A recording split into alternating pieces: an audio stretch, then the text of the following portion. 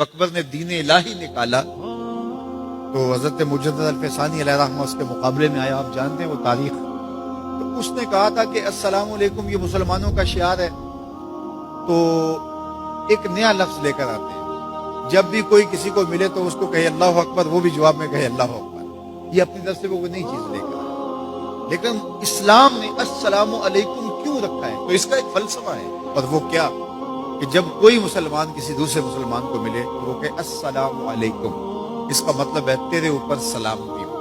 تو گویا وہ ضمانت دے رہا ہے کہ میرے بھائی تیری جان، تیرا مال، تیری آبرو، تیری عزت میری طرف سے محفوظ ہے.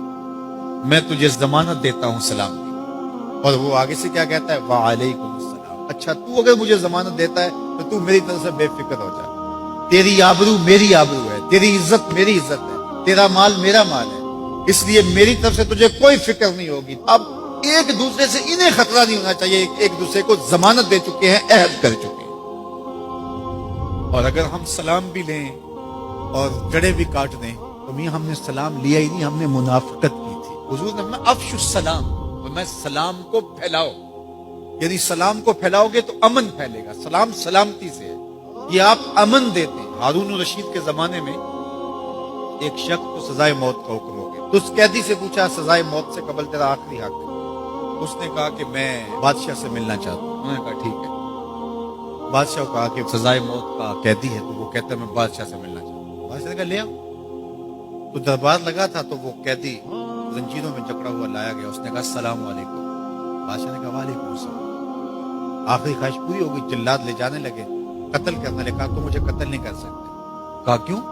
کہا بادشاہ نے میری ضمانت دے دی ہے، مجھے آزاد کر دیا.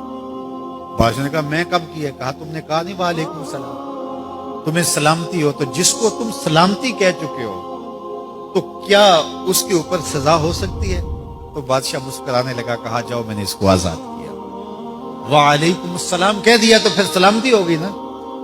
اسی لیے ہم کہتے ہیں حضور پہ سلام پڑھا کرو. حضور پر جب سلام پڑھو گے تو حضور بھی سلام کا جواب دیں گے.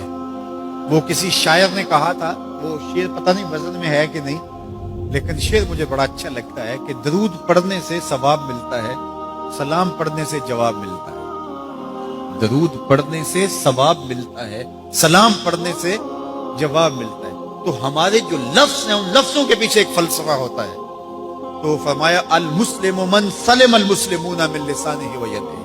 اور یہ ہم نے اپنے اولاد کو بچپن سے سکھانا ہے. اگر ہم نے ان کو اعلیٰ ڈگریاں بھی کروا دی، ان کو اعلیٰ تعلیم یافتہ بھی کروا دیا دنیاوی اعتبار سے، لیکن یہ بنیادی سبق حضور کا نہ پڑھایا، تو پھر وہ اس تعلیم کے باوصف بھی آپ کو آپس میں الجھتے ہوئے دکھائی دیں گے. اعلیٰ ڈگریوں کے باوجود بھی آپ ایک دوسرے کا گریبان ان کو نوچتا ہوا آپ دیکھیں گے، اس لیے کہ انہوں نے اسلام کا یہ بنیادی سبق تو ماں کی گود سے پڑھا ہی نہیں ہے. یہ پڑھانا ہے کہ مسلمان وہ ہوتا ہے جس کے ہاتھ سے اور جس کی زبان سے دوسرا مسلمان محفوظ ہے. مجھے بتاؤ، جس کو یہ سبق اس کی ماں نے پڑھایا ہو، جس کو سبق اس کے باپ نے پڑھایا ہو، تو وہ کسی مومن کی ماں کو گالی دے سکتا ہے، کسی کے باپ کو گالی دے سکتا ہے، کسی کا گریبان پکڑ سکتا ہے، کسی کو تھپڑ مار سکتا ہے، کسی پہ زیادتی کر سکتا ہے؟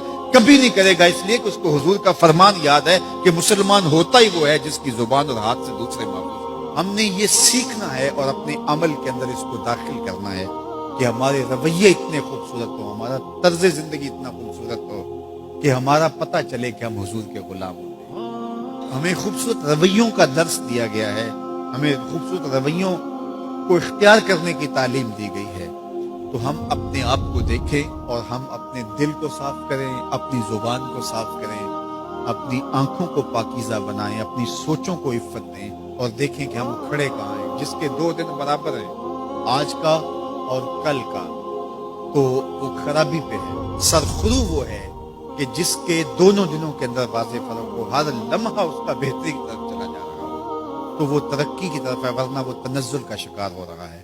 تو ہمیں یہ سبق دیا گیا کہ قد افلح من تزکا. کامیاب وہی ہوا جس نے اپنے من کو ستھرا کیا، اپنے باطن کی صفائی کی، اپنے اندر کو پاک کر